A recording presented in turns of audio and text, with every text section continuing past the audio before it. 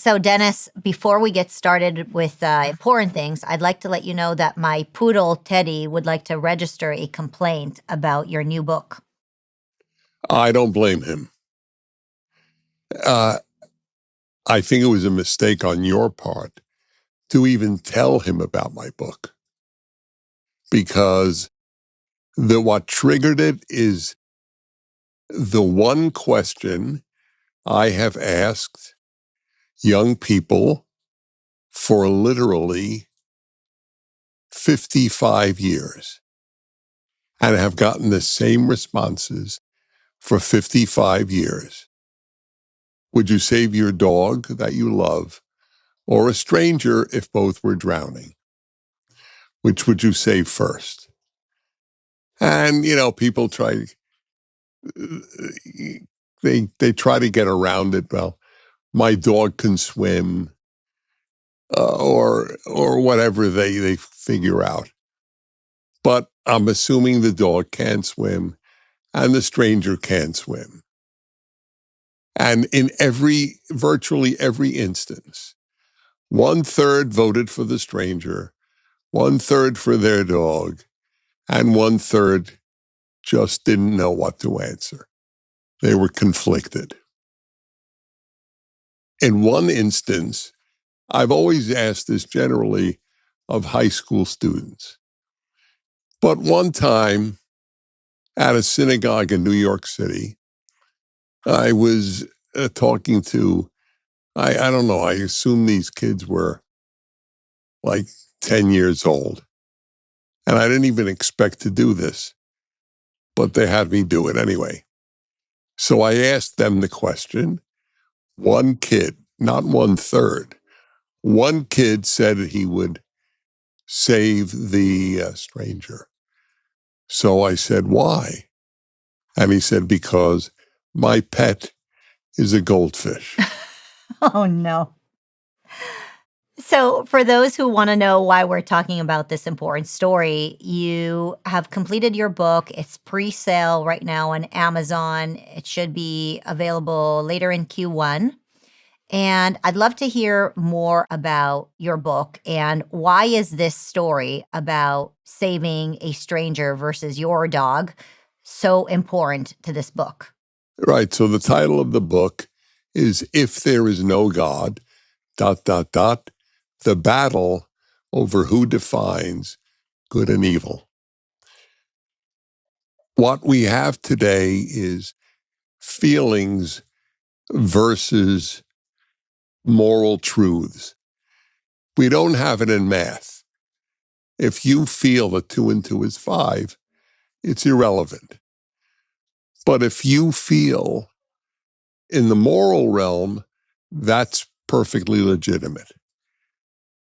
In other words, we acknowledge scientific and mathematical truths, but we don't acknowledge moral truths. And there are only moral truths if there is a God. Otherwise, all morality is feeling. And people have to recognize that. So here is the way it works. If there is a God, there is good and evil. They really exist. There are moral truths. And if there are moral truths, then there is a God. If you claim that certain things are good, certain things are evil, independent of how you feel about it, you are, in effect, affirming God. So, Dennis, what's amazing is that you completed this book while in the hospital, and it obviously shows how dedicated you are to the message in the book. Who do you think the book is for? Who are you envisioning reading this book? These are 50 years of challenges to me. Plus, I added questions that were not even asked, but tough questions to challenge my ideas even more. So it's for everybody. It's for religious people who don't know how to make the case, and it's for non-religious people who just assume that morality is a matter of opinion. It is for everybody.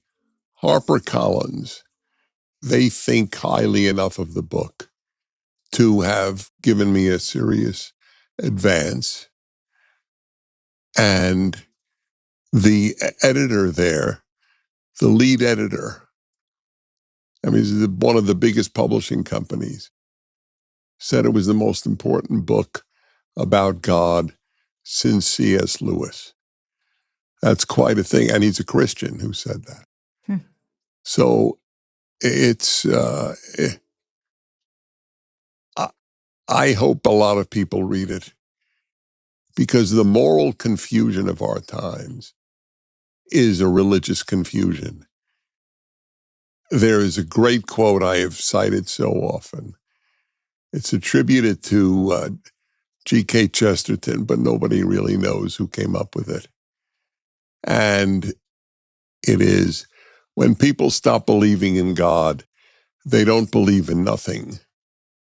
They believe in anything. Mm. That is why people believe a man can become a woman. Now, a man can think he's a woman. You can think you're anything, but you can't become a woman, and a woman cannot become a man. We live in the age of absurdity, and it has everything to do with secularism. Religious people don't believe a man can become a woman. So that's the world we live in. You know, I have a lot of friends who are coming closer to God. Maybe there is a religious revival. It partially has to do with the murder of Charlie Kirk, partially, I think, with all the chaos that they're experiencing, seeing around them. But they'll see a book with the word God on it and may be a little afraid to jump into it. What are some examples in the book that would encourage somebody like me to want to buy a book like that to a friend who is ready for more meaning in their lives, that is ready to find their walk with God? How would you make the case that this would be a book that is compelling for somebody who is open minded about bringing God into their lives? Well, I never ask people to take any of my premises on faith. It's either logical or don't accept it. That's my attitude. It's my Bible commentary. By the way, you talked about my finishing the book while in the hospital. I have to give a shout out to Joel Alperson, because without him, I would never have been able to do it. He worked with me constantly. He comes from Nebraska for a whole week every month. So he's done a great service. I guess I would say it's good to have some friends who are willing to nudge you sometimes. Sometimes it's a little annoying. I'm sure all of us can relate to the fact that we have people in our lives who push us constantly, and sometimes we snap back at them, or we kind of want to hide from them, or or ignore their phone call when they're calling us. But ultimately, you surround with people who want the best for you, and sometimes the nagging is actually a blessing, isn't it?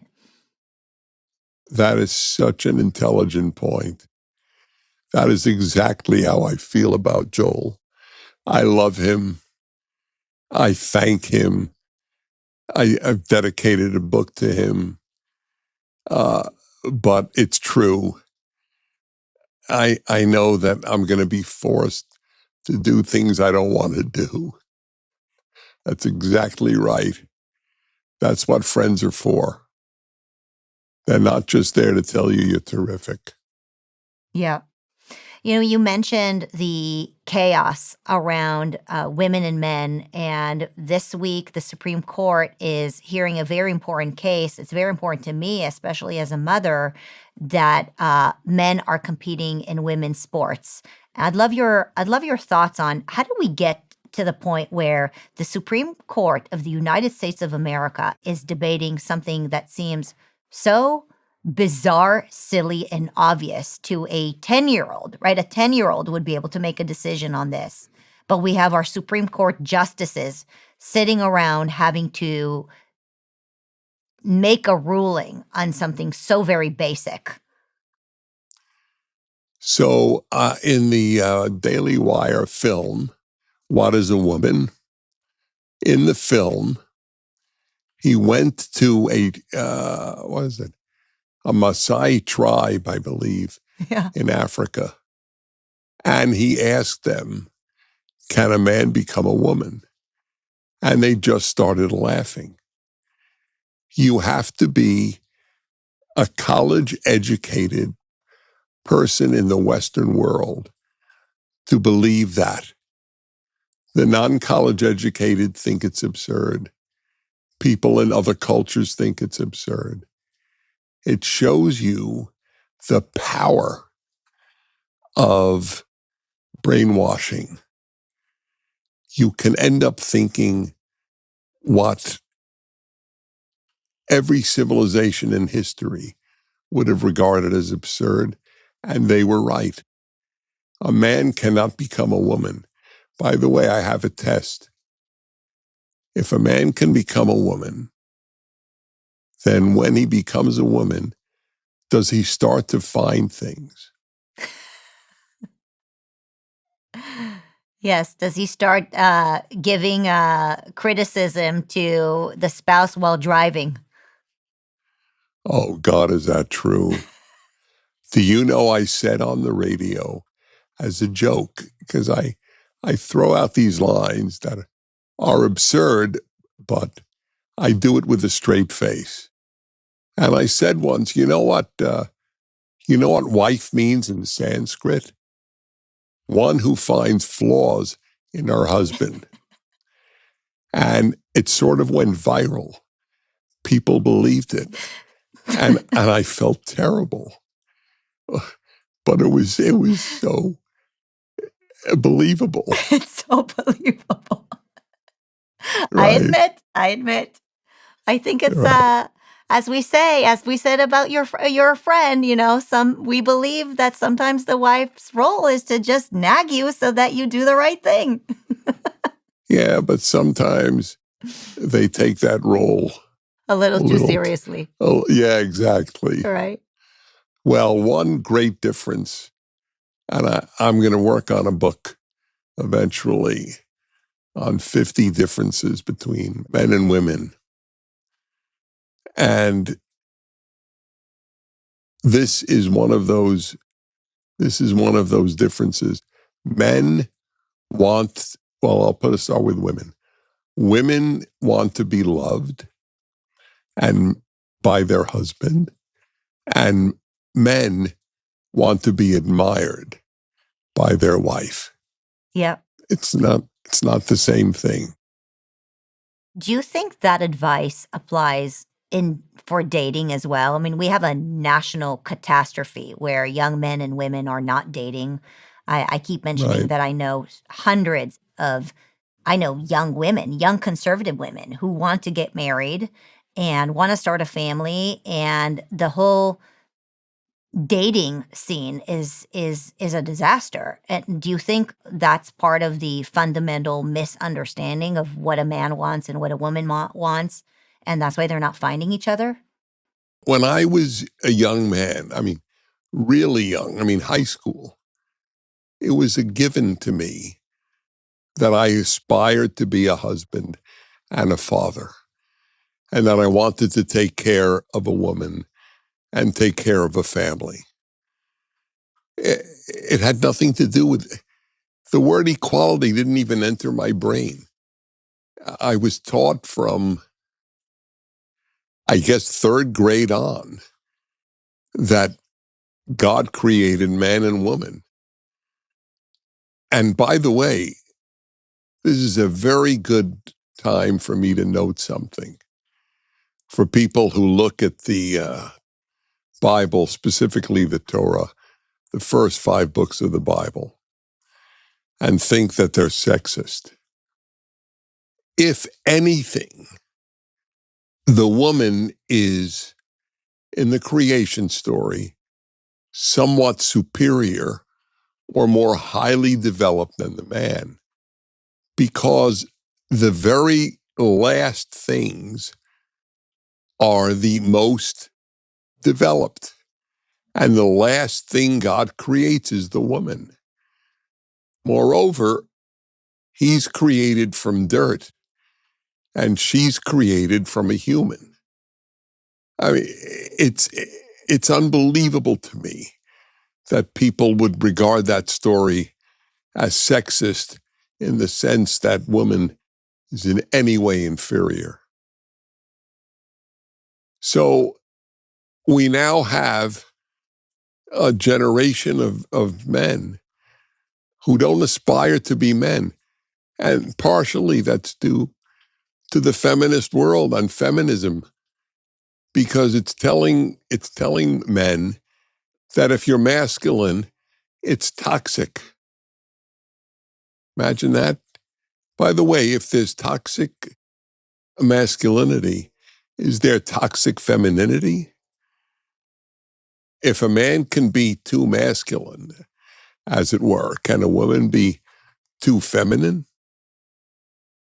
Well, there is online this narrative of toxic mom culture where moms basically complain about how terrible it is and how hard it is to be a woman. You see these videos on TikTok of single women in their late 30s and 40s saying how wonderful their lives are because they get to wake up on Saturday morning and do whatever they want, and their house is clean, and they can go to yoga, and they can go exercise, and they can eat whatever they want, whenever they want, and do whatever they want, and they are so free and alone.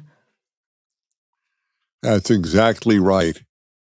I have about 1,000 columns on the internet, 20 years, 50 times a year. Once, one out of the 1,000, I transcribed a call to my radio show, a woman in her 50s and highly, highly successful, a CEO of a company, a serious six-figure income, some advanced degree from a university. And she just called to tell me, and I go home to no one. And I have friends who go home to a husband and children. Yeah. Dennis, how did we get to a point where the West is pumping out such bizarre ideas? And we were talking earlier about the Supreme Court hearing about men being in women's sports. And you pointed out that if you go to some third world country, as Matt Walsh had, these things are so obvious. It is so obvious that a man should not compete in women's sports, that a man should want to get married. A woman should want to get married. How do we get to a point where the West is so parasitic in its ideas? Well, there's a very simple answer, and that is the left conquered academia. The odds are your 90% of your kids' teachers from kindergarten through graduate school are imparting left-wing ideology. And that's really what has happened. And why does As the I left have, want to teach something so bizarre that a man should compete in women's sports? What's in it for the left to be so chaotic in this their is thinking? you answered it. You don't realize. I came to the realization after asking that question for years, what is their end game? It's very, very difficult. I'm not sure they even know. But one answer is chaos. Chaos seems to be their ally and in many ways their aim. I think that they have an anger at Western civilization. They don't want to believe, to have it taught, that Judeo-Christian civilization has been better than others. This bothers them tremendously. They want to believe and they want to advocate multiculturalism, that all cultures are equivalent. But they're not. All people are created equal, but not all cultures are equal. So, I mean, these people are living here in the United States. They're living in the West. They're going to, some of them, give birth to children and raise kids. Why would they want to create chaos out of the country that they're living in? Why would Democrats who flee Democrat-run states to Republican-run states still vote Democrat in the states that they move to? Isn't that a riot? Why would anybody from Latin America want to replicate in the United States what they left? Why aren't the Somalians in Minnesota grateful? Gratitude is one of the great human traits. Ingratitude is one of the ugliest. And the most of the Somalians in Minnesota are ingrates to an extent that is almost unbelievable. Yeah.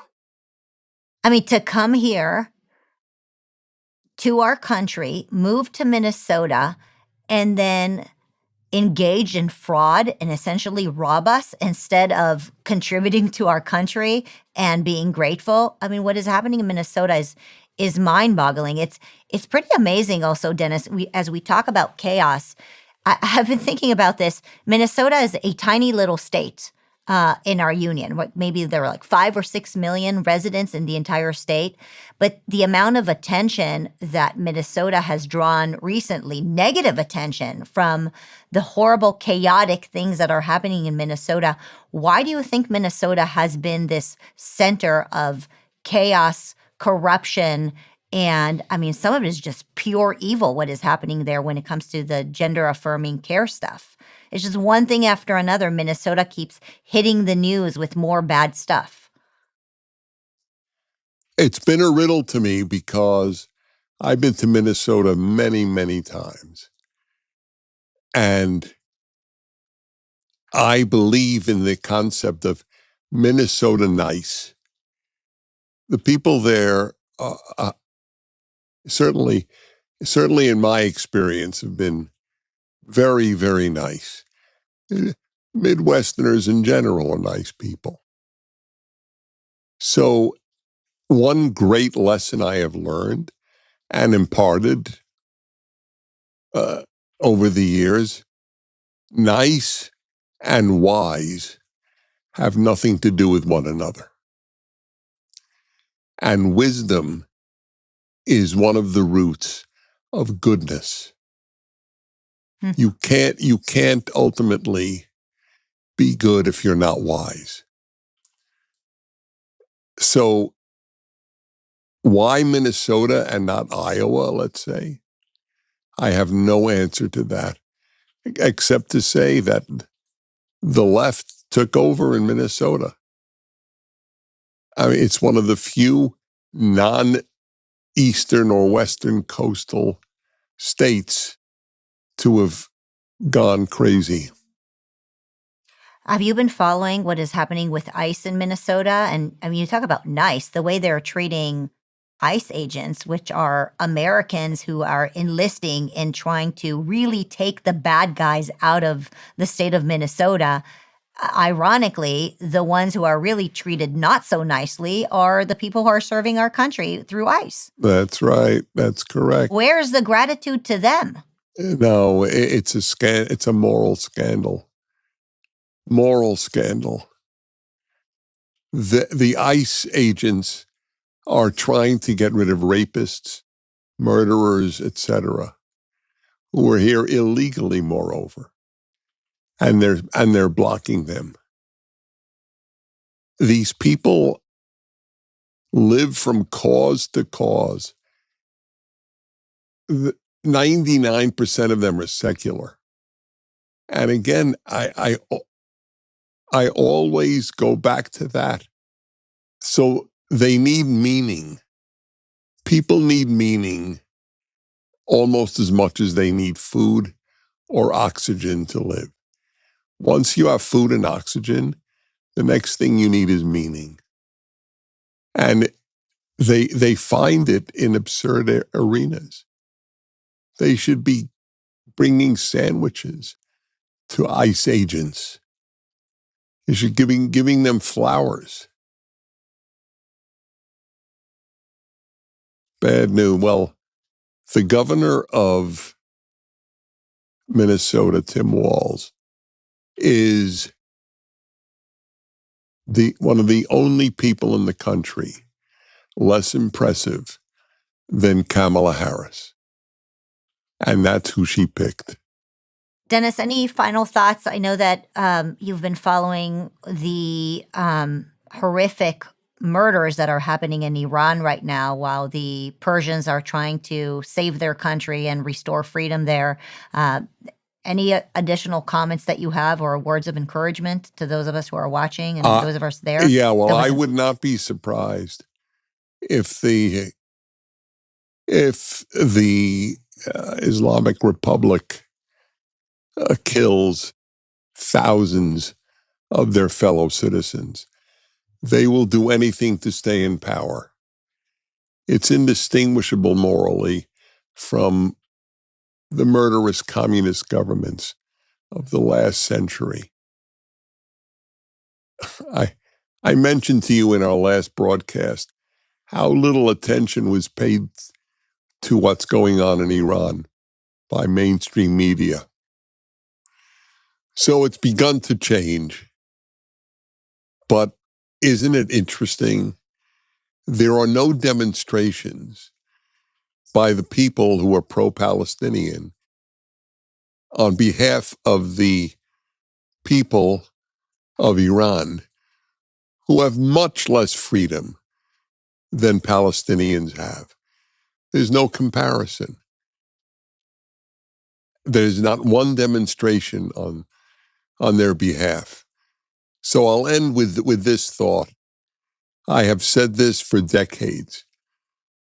The Palestinians have been very lucky that they have as their enemy the Jews, because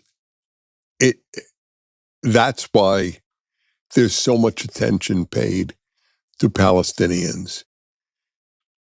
Not because people care about Palestinians or Muslims in general, but because the enemy is Jews.